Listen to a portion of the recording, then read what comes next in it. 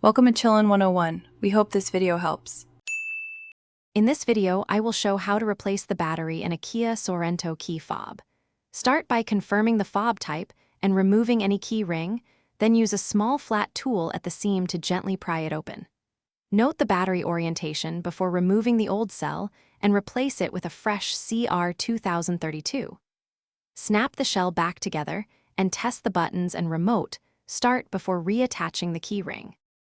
When opening the fob, be patient and gentle to prevent damage.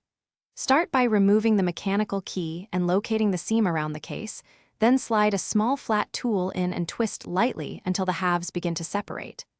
Work your way around the edge, keeping pressure even, then lift the top half to reveal the battery and circuit board, taking care not to pull on the internal ribbon or contacts. With the fob open, inspect and remember the battery orientation. A quick photo helps if you're unsure. Use a plastic tool or fingertip to lift the old battery straight out to avoid bending contacts, then insert the new CR2032 with the same polarity. Press the battery into place until it's secure, ensure contacts touch firmly, then align the case halves and snap them back together before testing the remote functions and locking operation. Thanks for watching. Consider subscribing if we helped you.